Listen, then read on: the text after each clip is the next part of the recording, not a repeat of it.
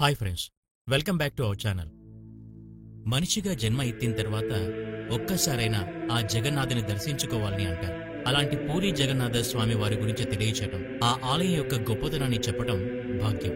ముందు చెప్పిన ఎపిసోడ్ని ఇప్పట్లో చెప్పుకున్నట్టుగా కృతయుగంలో ఇంద్రజమ్యుడు అనే రాజుకి స్వప్నంలో స్వామి కనిపించి తన ఒక ప్రదేశంలో ఉన్నానని చెప్పి నీలాచలం నీలమాధవుణ్ణి వెతకమని చెప్పాడు. వెంటనే తన రాజ్యంలో విద్యాపతి అనే ఒక వ్యక్తిని పంపిస్తే అతను అడవుల్లో విశ్వవసు కలిసి అతను అల్లుడై నీలమాధవుడు గురించి తెలుసుకుని తిరిగి రాజు దగ్గరికి వెళ్లి విషయం అంతా చెప్పగా గూడెం దగ్గర నీలమాధవుడు కొండపై ఉన్నాడని చెప్పగా రాజు అతని పరివారంతో బయలుదేరాడు. అయినప్పటికీ స్వామి జాడ తెలియక విశ్వవసు దగ్గరికి వచ్చి ఏమంటాడో దగ్గర నుండి స్టోరీని కంటిన్యూ చేద్దాం.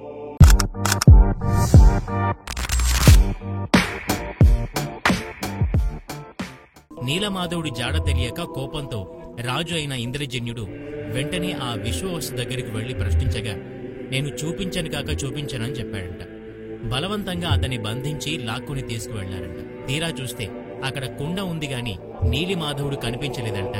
స్వామి అంతర్ధనం అయిపోయాడంట. ఈ విశ్వవసు నీలమాధవుని మాయం చేశారని విశ్వవసుని బంధించి కారాగారంలో వేసి నిజం చెప్పమని బాగా కొట్టేవారంట. అలా రోజు కొట్టేసరికి విశ్వవసు భగవంతుడు నన్ను కాపాడటానికి రాలేదని, అయ్యో నేను పొరపాటు చేశాను అని, ఆ భగవంతుడు నాకొక్కడికే సొంతం అనుకున్నానని, ఆ మనస్తత్వాన్ని నా నుంచి తీస్తే ఉద్దేశంతో భగవంతుడు ఇలా చేసి ఉంటాడని అనుకున్నాట. ఆ నీలిమాధవుడు చిక్కినట్టే చిక్కి మరలా చేజారిపోయాడని ఇంద్రజన్యుడు చాలా బాధపడి తిండి నిద్ర మాని నీవే నాకు కల్లో వచ్చి ఫలానా చోట ఉంటాను, వచ్చి కనిపెట్టమని చెప్పావు, కాని ఎందుకు కనిపించలేదని ఆ భగవంతుని మనస్సులో ప్రశ్నించుకుంటూ చాలా బాధపడేవాడంట. అలా ఉండగా ఒకరోజు మరలా స్వామి ఇంద్రజన్యుడి స్వప్నంలో కనిపించి, నాయనా నీవిక్కడ సముద్రం దగ్గర చక్రతీర్థ అనే ప్రదేశం ఉంది, అక్కడ దగ్గర ఒక చక్రం ప్రతిష్ఠించి ఉంది, నేను ఒక దారువు స్వరూపంలో కొట్టుకు వస్తానని, అక్కడికొచ్చి నన్ను తీసుకో, ఆ దారువును ఒక శిల్పం కింద చెక్కించి నీ ఆలయంలో పెట్టు, అలా చేస్తే నా బ్రహ్మ పదార్థాన్ని ప్రవేశపెడతానని స్వప్నంలో కనిపించి చెప్పగా వెంటనే రాజు సంతోషించి, పోని ఒక అవకాశం పోయినా స్వామి ఇంకొక అవకాశం కల్పించాడని ఇటువంటి ఆలయాన్ని కట్టి నా పేరుని పెంచుకుంటాననే ఉద్దేశంతో బాన్కి మోహన్ దగ్గరికి వెళ్లాడు. అక్కడికి వెళ్లగానే నిజంగానే ఒక పెద్ద దుంగ కొట్టుకొనొచ్చింది. విచిత్రంగా దానిపైన శంఖం, పద్మం, చక్రము, నాగలి వచ్చిన దారు మీద ఉన్నాయంట. అవి ఇప్పటికీ కనిపిస్తాయంట. వెంటనే ఆ దారువును చూసి సంతోషించిన రాజు భటులకు ఆ దారు బయటకు తీసుకురమ్మని ఆదేశించాడంట. కాని ఎంతమంది ప్రయత్నించినా ఆ దారులను బయటకు తీసుకురాలేకపోయారంట. దాంతో ఏనుగులను, గుర్రాల్ని తెప్పించి బయటకు లాగించే ప్రయత్నం చేసినప్పటికీ దాన్ని ఎవరూ కదపలేకపోయారంట. ఎందుకు కదలట్లేదు అని రాజు ఆలోచిస్తూ ఉండగా అప్పుడు అశరీరవాణి వినిపించి, నీవు ఆ నీలం మాధవునికి భక్తుడైన ఆ విశ్వవసుని అవమానించావు, నీవు వెళ్లి అతనికి క్షమాపణ చెప్పి అతన్ని ఇక్కడికి తీసుకొచ్చి దారువును అతని చేత తాకించు అని చెప్పింది. అది వినగానే రాజు యొక్క అహంకారం అంతా దిగిపోయిందంట. ఇక్కడ స్వామి నేనే గొప్పవాణ్ణి అవ్వాలి అనే రాజు యొక్క గర్వాన్ని అణిచివేశారంట. వెంటనే విశ్వవసు దగ్గరికి వెళ్లి జరిగిందంతా చెప్పి అతని కాళ్లు పట్టుకుని క్షమాపణలు కూడా చెప్పి ఆ దారువు వద్దకు తీసుకువెళ్లగానే అక్కడ విశ్వవసు దారుని తాకగానే వెంటనే ఆ దారువు చాలా సునాయాసంగా కదిలిందంట.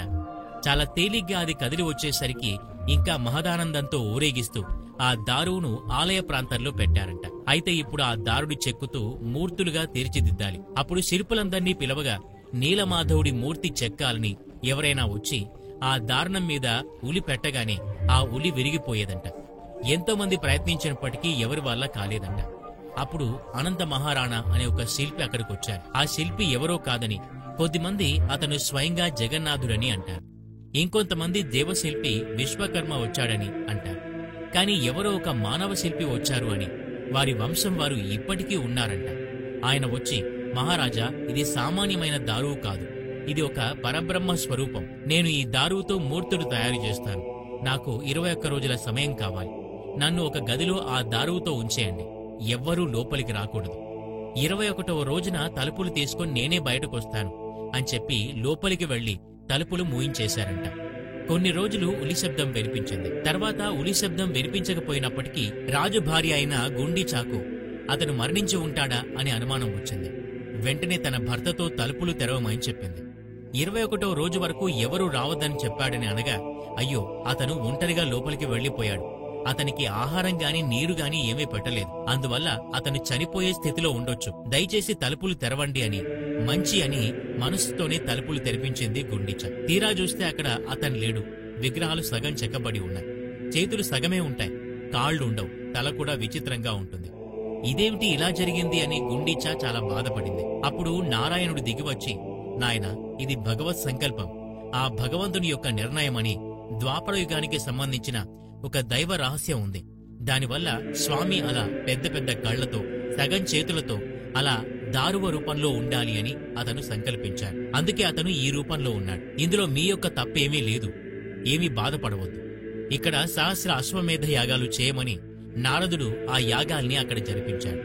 ఆ తర్వాత నారాయణుడు రాజుతో ఈ మూర్తుల్ని బ్రహ్మచేత ప్రతిష్ఠింప చేద్దామని, వెంటనే బ్రహ్మ దగ్గరకు వెళ్దామని అని రాజును తీసుకుని వెళ్తుంటే అతని భార్య గుండీచ చాలా బాధపడింది. అయ్యో, మీరు బ్రహ్మలోకానికి వెళ్తున్నారా? మిమ్మల్ని నేను మరలా చూస్తానో లేదో అని విలవిలా ఏడ్చిందట. అప్పుడు రాజు, ఇందులో ఏడవలసిందేముంది? నేను నారాయణతో వెళ్తున్నాను, మళ్లీ బ్రహ్మతో తిరిగి వస్తానని చెప్పి అక్కడ్నుంచి వెళ్లాడంట. బ్రహ్మలోకానికి వెళ్లి కలిసి బ్రాహ్మణ ఆహ్వానిస్తూ జరిగిందంతా చెప్పగానే వెంటనే బ్రహ్మ, సరే, నేను నా పరివారంతో సమస్త దేవతల శక్తులతో వచ్చి జగన్నాథుని ప్రతిష్ఠ చేస్తానని, బ్రహ్మ పదార్థాన్ని ప్రవేశపెడతాడని ఆయన మాట ఇచ్చాక కిందికి వచ్చాడు ఇంద్రజమ్యుడు. చూస్తే తన రాజా ప్రసాదం, భార్యాపిల్లలు ఎవ్వరూ లేరు. ఇదేమిటి అని ఆశ్చర్యపోయాడు. జరిగిందేమిటంటే ఆయన బ్రహ్మలోకానికి కొంచెం కాలమే వెళ్లి వచ్చాడు, కాని భూలోకంలో కొన్ని యుగాలు గడిచిపోయాయి. అది ఎలా అంటే బ్రహ్మంలోకం కాలగమనం వేరు, భూలోకం కాలగమనం వేరు. అందుకే రాజు ఇక్కడికొచ్చేసరికి అంతా మారిపోయింది. ఆ తర్వాత ఏం జరిగిందో నెక్స్ట్ వీడియోలో చూద్దాం.